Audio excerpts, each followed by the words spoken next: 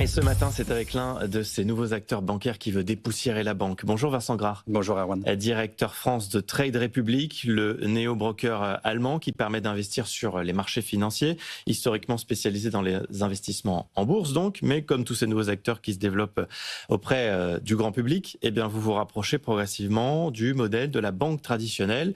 Beaucoup d'actualités, on va y venir. On parlait du PEA dans les journaux, on vous fera réagir avec une actualité sur les ETF, notamment sur les PEA. Mais d'abord, annonce aussi que vous faites ce matin, vous proposez désormais chez Trade Republic un livret A, le livret préféré des Français. Oui, en partenariat donc avec AXA Bank, qui détient le livret et nous on le distribue, pour une raison très simple qui est que pour les livrets A, les banques qui détiennent l'argent doivent en envoyer une certaine partie à la Caisse des dépôts, ce qui servira à financer les logements sociaux auprès des collectivités locales, à financer un peu l'industrie de la défense également, mais doit en garder une partie pour proposer des crédits auprès des PME, métier que pour l'instant on ne souhaite pas faire nous-mêmes. Donc on propose ce livret 1 en partenariat avec AXA Bank. Et c'est une très bonne nouvelle pour les utilisateurs de Trade Republic parce que ça va leur permettre surtout de pouvoir regrouper les 3 volets principaux de l'argent au sein de la même application. Parce qu'il y a aussi en France, Vincent Grard, un attachement particulier à l'épargne sécurisée et donc à ce fameux livret A.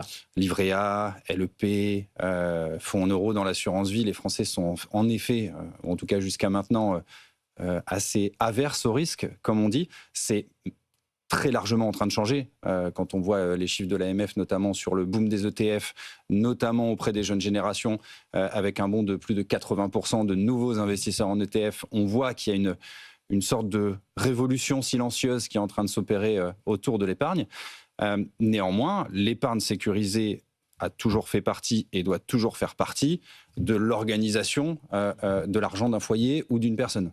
C'est très important d'avoir une épargne de précaution, c'est très important de pouvoir avoir un endroit où parquer, on va dire, de l'argent pour, je ne sais pas, les prochaines vacances, et surtout que ça soit sécurisé, que ça soit accessible et que ça ramène à minima l'inflation. Bon, et ça, les Français n'ont pas vraiment besoin de pédagogie là-dessus. Plus de 8 sur 10 détiennent un livret A. Alors, le livret A, à côté des placements sur les marchés, chez Trade Republic, mais il vous manque quand même des offres pour vous aligner complètement sur les banques traditionnelles françaises. Vous me dites si j'ai tort, mais vous ne faites pas de prêt immobilier, vous ne faites pas de crédit à la conso. On parlait du LDD, LEP, vous n'en proposez pas. Pas de PEL, pas de PER, pas de compte joint, pas d'assurance voyage sur les cartes. Enfin, il y a quand même des trous dans la raquette là. Pour l'instant, oui. Nous sommes arrivés en 2021 sur le marché français en tant que néo-broker, comme vous l'avez indiqué au début. Néo-broker, ça confirme le métier de faire l'intermédiaire entre l'épargnant et les marchés financiers.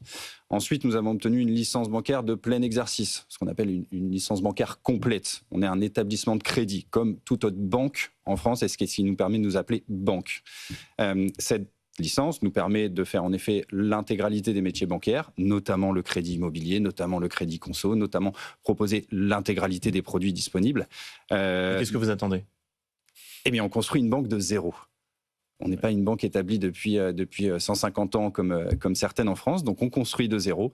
On y va étape par étape. L'objectif pour nous, c'est également de ne pas nous perdre dans notre mission, qui est d'aider les gens à se construire un capital en vue de la retraite. Parce qu'on pense, et je pense que l'actualité nous le confirme, que le sujet de la retraite va encore être majeur dans les prochains mois. Donc on continue, on développe produit par produit. On a lancé le PEA l'année dernière, on lance le livret A cette année. Il y a plein d'autres nouveautés qui vont arriver dans les prochains mois notamment. Vous partez de zéro, mais comme d'autres acteurs, parce que c'est aujourd'hui un secteur, la néobanque, très concurrentiel. Je vais citer Revolut, bien sûr, qui est votre principal concurrent. Eux sont aussi en train de développer d'autres offres. Ils ont d'ailleurs obtenu une licence bancaire française, mais ils font déjà du prêt personnel et du compte joint. Ça veut dire que vous dites on part de zéro et on doit prendre le temps, mais enfin, il y a quand même une concurrence qui se déploie. On approche le sujet de l'argent des Français d'une manière différente. Nous, on a pris le prisme de l'épargne et de l'investissement en premier, donc la notion de pouvoir d'achat à long terme, quand eux l'ont pris d'un autre volet. Donc, je ne vais pas vous dire que les offres se rejoignent. Moi, ce que je veux vous dire, c'est surtout que je suis très heureux qu'il y ait des acteurs comme eux et nous, parce qu'au final, le principal gagnant, c'est les Français. Parce que eux, ils ont des produits bancaires moins chers. Mais quelle sera la prochaine offre alors chez Trade Republic ? Je ne peux pas communiquer à l'avance sur la prochaine offre. Mais quand les alors? annonces arriveront très bientôt. Donc là, avant la fin de l'année? Avant la fin de l'année, vous aurez de nouvelles annonces sur le marché français. De nouveaux produits notamment.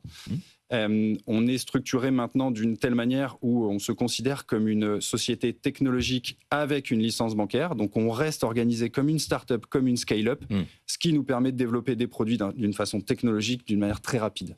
Et en revanche, vous montez donc sur le PEA, vous annoncez dans la tribune ce matin détenir désormais 6% des plans épargne action, notamment des jeunes clients qui se tournent vers vous, parce que je crois que la moyenne d'âge, c'est 32 ans. 32 ans en moyenne, majoritairement des primo-investisseurs.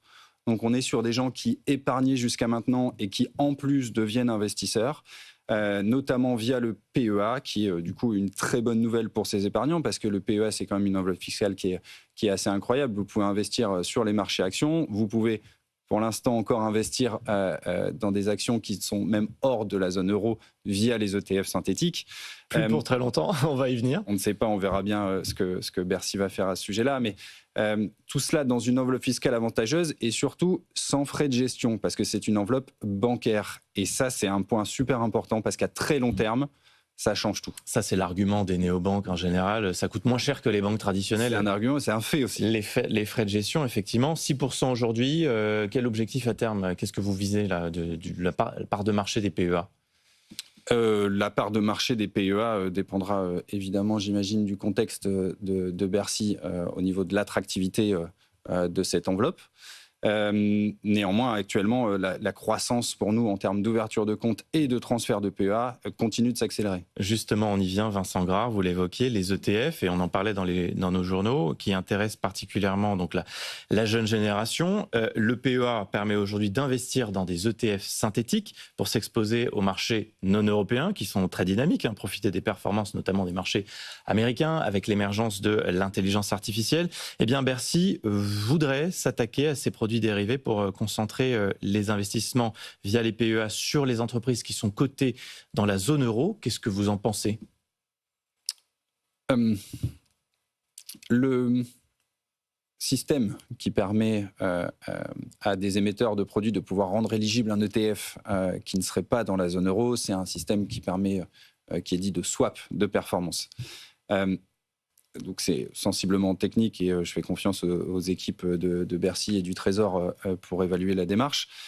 Néanmoins, moi, ce que je constate sur les 400 000 PEA qu'on a, c'est que les ETF, notamment monde ou américains, sont très majoritairement le point d'entrée des primo-investisseurs dans le monde de l'investissement.